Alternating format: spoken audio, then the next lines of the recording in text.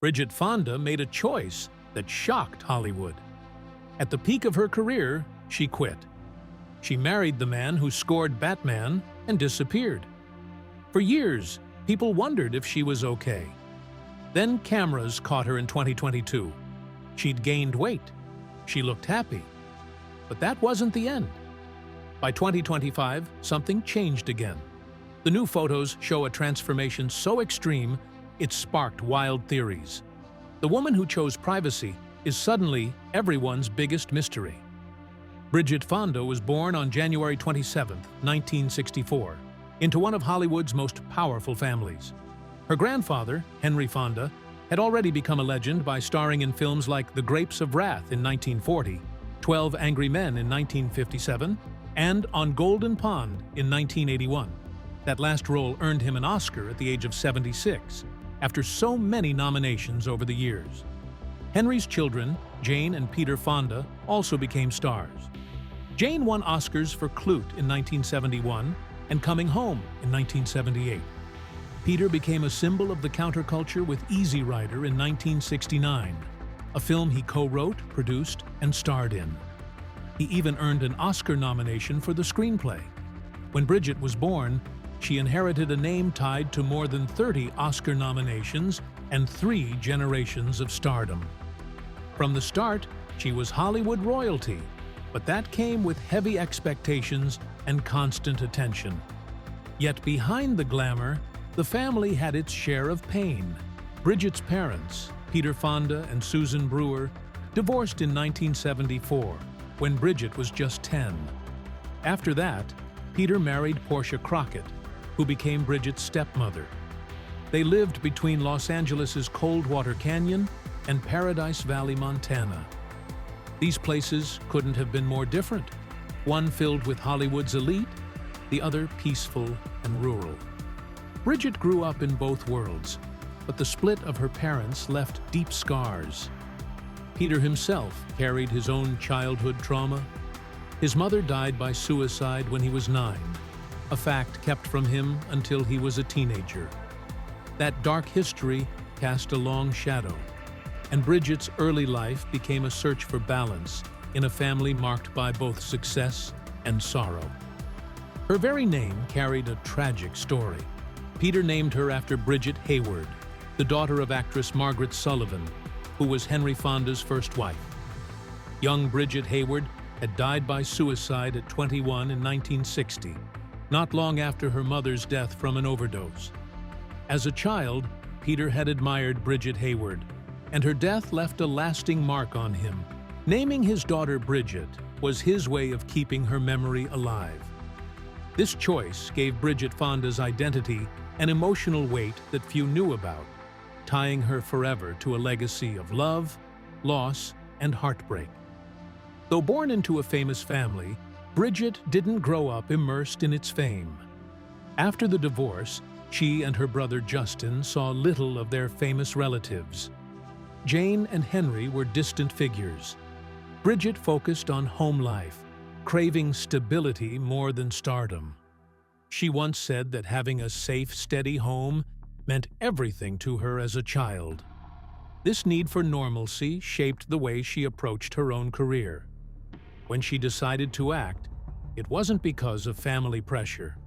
She studied at NYU's Tisch School of the Arts and the Lee Strasberg Theater Institute, determined to succeed through talent, not connections. Her first appearance on screen happened almost by accident.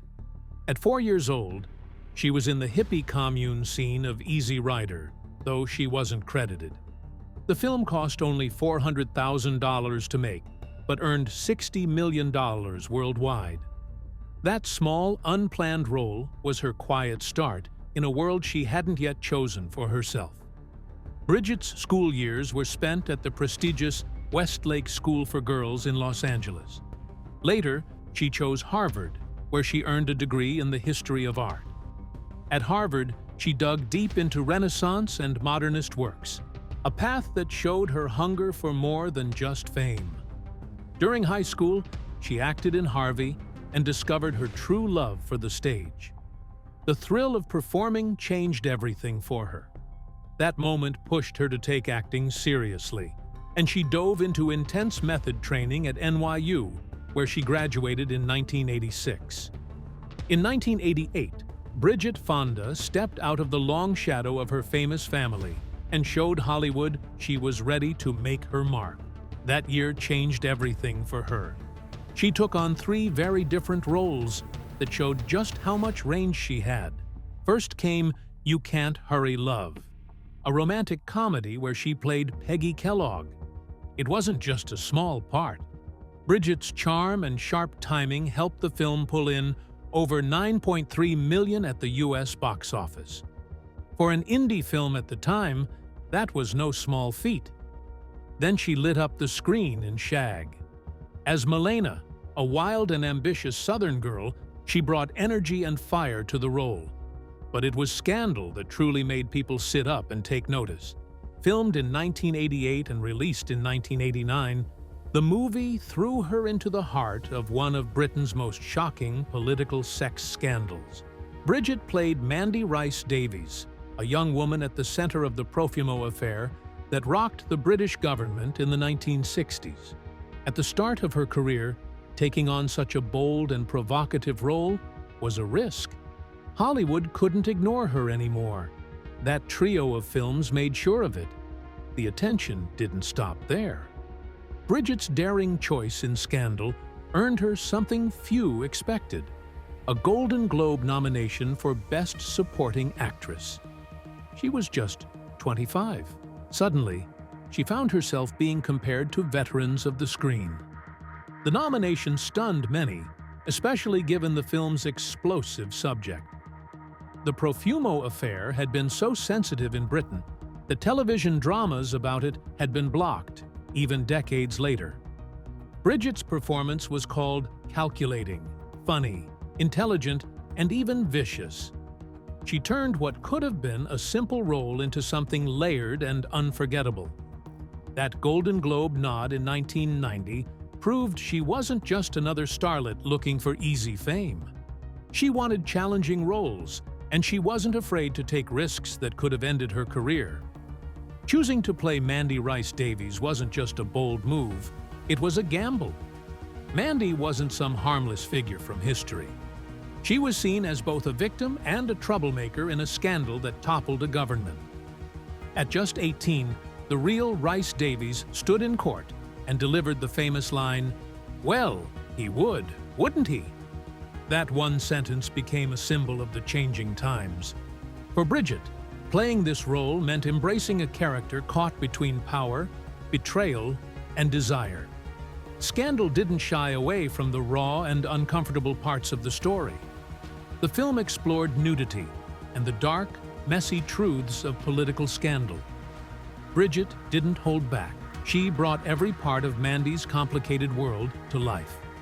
That fearlessness made the film hit harder. Audiences couldn't look away. The critics agreed. Bridget's work in Scandal drew high praise. She didn't just play a party girl. She gave Mandy sharp wit, intelligence, and moments of real vulnerability. Reviewers said she helped lift the film above cheap sensationalism.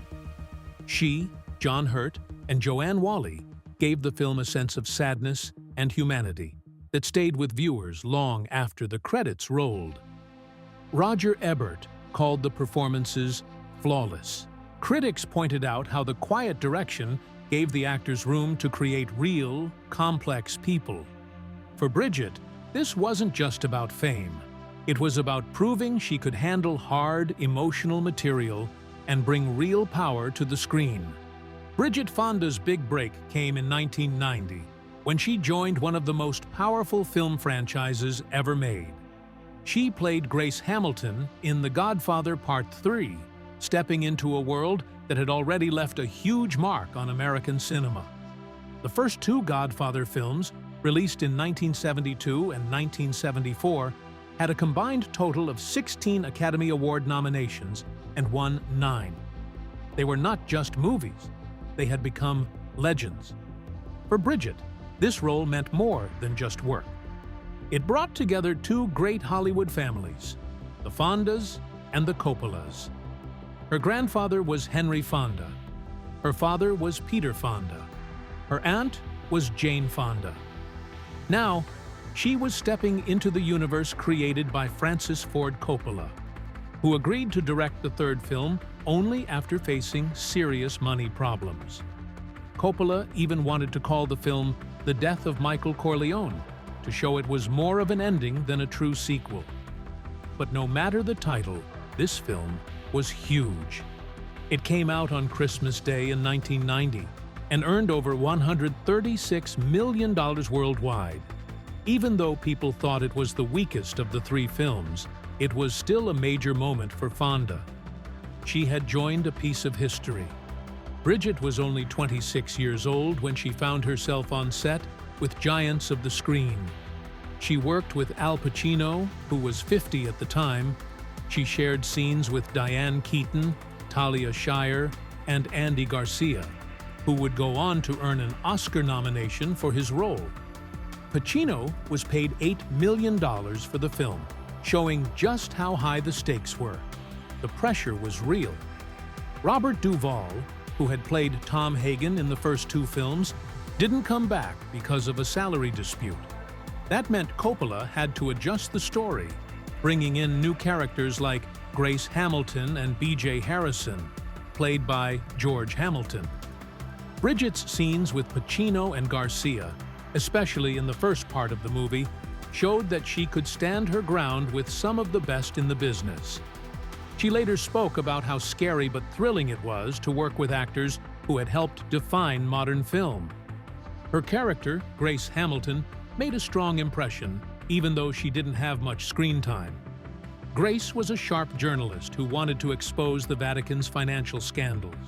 The story drew from real-life events, like the 1978 death of Pope John Paul I and the 1981-82 Vatican bank crisis. Grace was different from most Godfather characters. She was an outsider. She was fearless. She didn't care about the family's code of silence. When she appeared at the Corleone family's grand party, she stood out. She questioned Vincent Mancini, played by Andy Garcia, and didn't hesitate to dig for the truth. She even shared an intense night with Vincent before disappearing from the story. This choice left many fans wondering what could have happened if she had stayed in the plot. Interestingly, Bridget had first auditioned for the much bigger role of Mary Corleone. That part went to Sofia Coppola after Winona Ryder suddenly dropped out.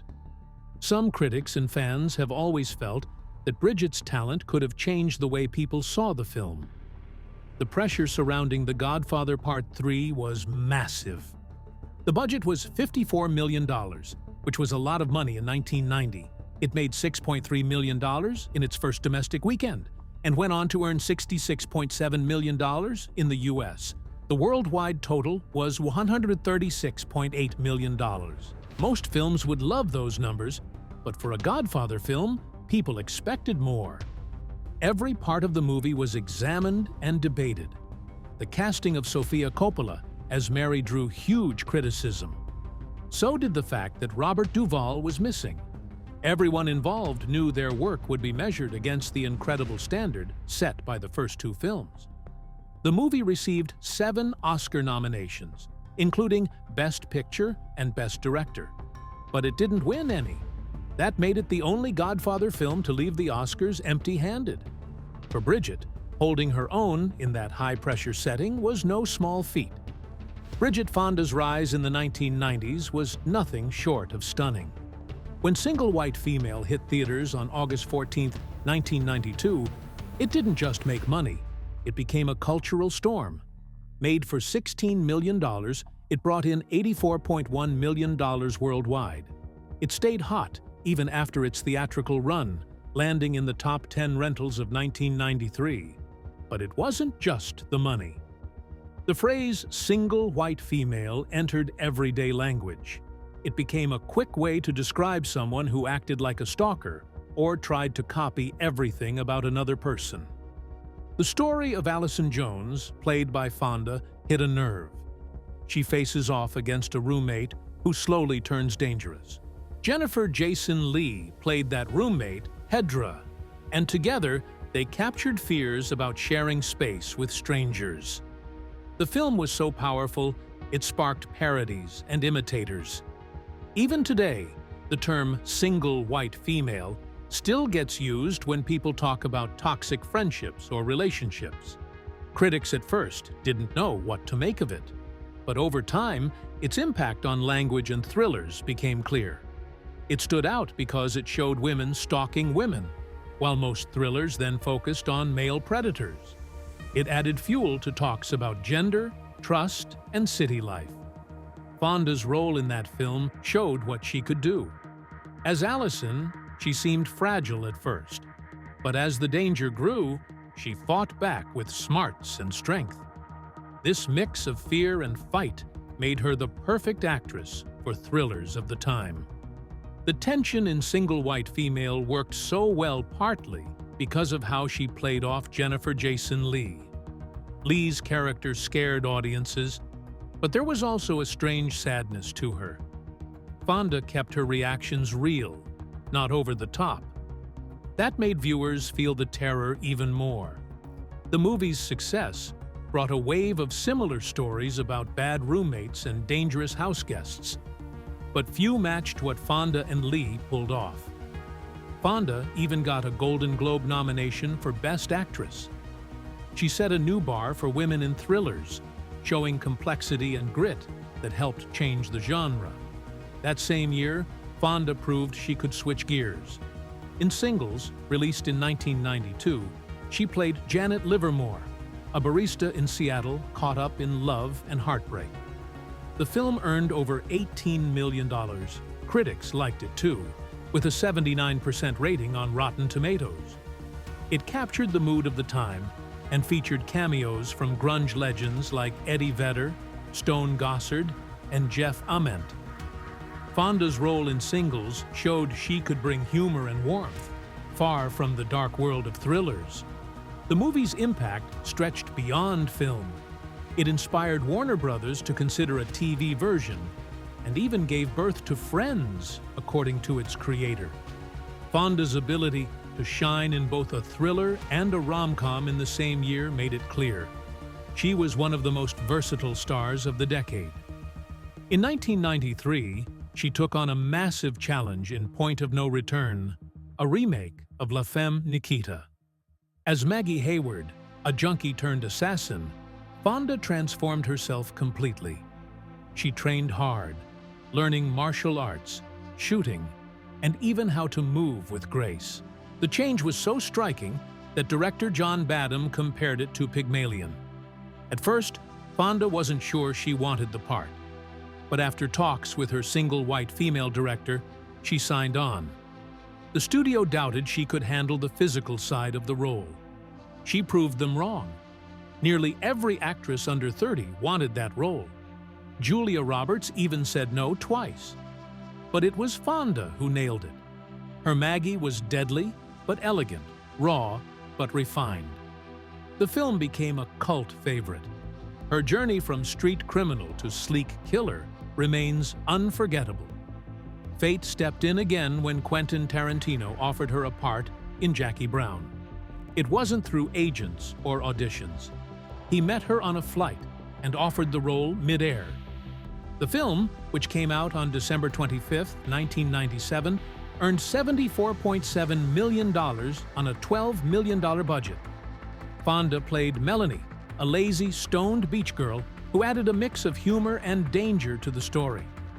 She spent most of the film in a bikini, smoking pot and stirring up trouble. The tension exploded when Robert De Niro's character finally shot her after one too many jabs. Fonda made Melanie both annoying and unforgettable. Critics praised how she leaned into the role, showing she wasn't afraid to play someone audiences would hate. It was another example of how she took risks and made them pay off.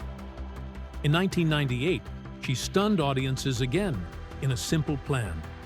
The film told the story of a couple who find $4.4 million in a crashed plane and slowly lose their morals. Fonda played Sarah Mitchell, a wife who starts out kind but grows cold and calculating. The film made $16.3 million, just under its $17 million budget. But critics loved it. Fonda was nominated for awards, including one from the Boston Society of Film Critics. Reviewers praised how she made Sarah's dark turn believable and chilling. It confirmed what many already knew. Fonda could deliver powerful drama. Though best known for films, Fonda's work in television didn't go unnoticed. In 1997, she starred in the Gloaming, directed by Christopher Reeve. The story of a family facing a son's terminal illness earned 8 wins and 15 nominations, including an Emmy nod for Fonda. In 2001, she starred in No Ordinary Baby and earned a Golden Globe nomination. At a time when film stars rarely did TV, she showed courage and range by crossing that line. One of her most talked-about choices came when she turned down Ally McBeal. David E. Kelley wanted her for the lead, but she refused to read the script. She didn't want to fall for it and leave film behind. The show became a hit, and Fonda's decision became a famous what if. Bridget Fonda and Eric Stoltz's love story began in 1986 when they first met. But their real connection didn't happen until 1990, on the set of Bodies, Rest and Motion. That was the start of a relationship that lasted 8 years. For Hollywood, where romances often end in months, 8 years felt like forever. They weren't just dating. They shared homes in Los Angeles and New York. They even had a ranch in New Mexico. Fonda once called Stoltz the love of my life. The two supported each other through the ups and downs of their acting careers. But watching each other in romantic scenes with other actors wasn't always easy. They talked about it openly in interviews. In 1998, after nearly a decade together, the pressures of fame and constant time apart caused them to split. That same year, Fonda's life took an unexpected turn. She met Danny Elfman, the composer behind Batman and The Nightmare Before Christmas. Their first meeting was on the set of A Simple Plan. Elfman was working on the film's music, while Fonda starred in it. They didn't talk much at the time, but in 2002, at a party, Fonda reminded Elfman of that day. That simple reminder led to a romance that moved quickly. By November 29, 2003, they were married. The wedding was in Los Angeles, lit by candles with a choir of 20 singers. Her father, Peter Fonda, walked her down the aisle. Soon after, Fonda left acting behind to focus on her family. Elfman continued to score films, and they built a quiet, private life. They raised their son, Oliver, away from the glare of Hollywood. Their marriage has lasted over 20 years. Elfman's story is just as remarkable. Before becoming a top composer, he led the band Oingo Boingo. The group started in the late 1970s and became famous in the 1980s with songs like Weird Science and Dead Man's Party. Their shows were wild, and their sound mixed ska, rock, and new wave. But in 1995, Elfman stepped away from the band. His hearing had been damaged, and he wanted to focus on film music. His work with Tim Burton on Beetlejuice, Edward Scissorhands, and Batman earned him huge respect. He won a Grammy for Batman and went on to score more than 115 films. He received 4 Oscar nominations, 2 Emmy Awards, and even became a Disney legend. When he and Fonda married, they formed a powerful team. She came from a legendary acting family. He came from the world of punk and film music. Together, they were unlike any other couple in Hollywood. By 2001, Fonda's acting career was winding down. That year, she starred in Kiss of the Dragon alongside Jet Li. The film was packed with action and set in Paris. She also appeared in The Whole Shebang, a romantic comedy with Stanley Tucci.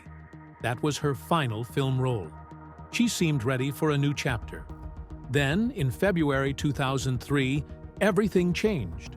On February 28th, Fonda was driving her Jaguar XK8 along the Pacific Coast Highway. The road was slick from rain, and she lost control. The car rolled down an embankment, ending up as a mangled wreck. Somehow, she survived. She was taken to St. John's Medical Center in Santa Monica. At first, her injuries seemed minor, but she had fractured 2 thoracic vertebrae. These bones help keep the spine stable. The injury was painful and required a slow recovery. She spent days in the hospital and then continued healing at home. The crash came just as she was about to return to TV and the practice. She had to give up the role. The accident forced her to step back and think about what she really wanted. Fame had lost its appeal. She realized she was happier focusing on her personal life. Later that year, at age 39, Bridget walked down the aisle at the First Congressional Church in Los Angeles. Her father, Peter Fonda, gave her away. A choir of 20 filled the small, candlelit church with music. Only close family and friends were there. After the ceremony, everyone gathered at Cicada Restaurant to celebrate.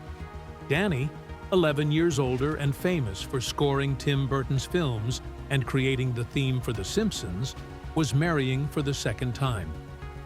For Bridget, the wedding felt like a fresh start, a way to step out of the shadow of her famous family and leave the spotlight behind. In January 2005, their son was born. They named him Oliver Henry Milton Elfman. His birth sealed Bridget's decision to turn her back on fame. Known for roles in Single White Female, Jackie Brown, and The Godfather Part III, she quietly became a full-time mother. From the start, she and Danny shielded Oliver from the press. After that, Bridget vanished from public life. She gave no interviews. She avoided red carpets and talk shows. She stayed off social media. Her last official appearance was in 2009 at the premiere of Inglourious Basterds. When photographers did spot her, she always refused to talk about a comeback. In 2023, she told one, "I don't think so. It's too nice being a civilian." She lived quietly between a ranch in Santa Barbara and a house in Los Angeles. Her silence, especially after Peter Fonda died in 2019, only added to the mystery. Fans couldn't stop wondering about the woman who chose to disappear. Then, on her 58th birthday in January 2022, Bridget shocked the world. Paparazzi photographed her running errands in Los Angeles. It was her first sighting in 12 years. Gone was the polished Hollywood star. In her place was a woman who seemed happy and free, dressed in a striped tee and jeans, no makeup, hair pulled back. The photos went viral. People said she was unrecognizable. When asked if she'd return to acting, she smiled and said no. It was clear she had no interest in going back to the old life.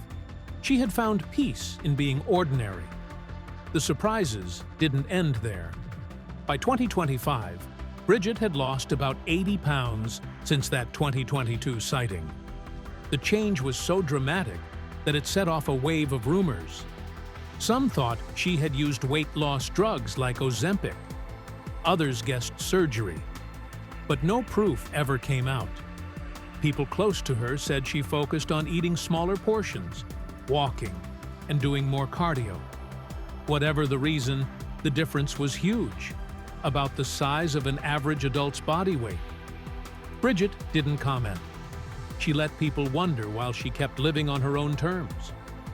On April 28, 2025, she and Danny made a rare joint appearance.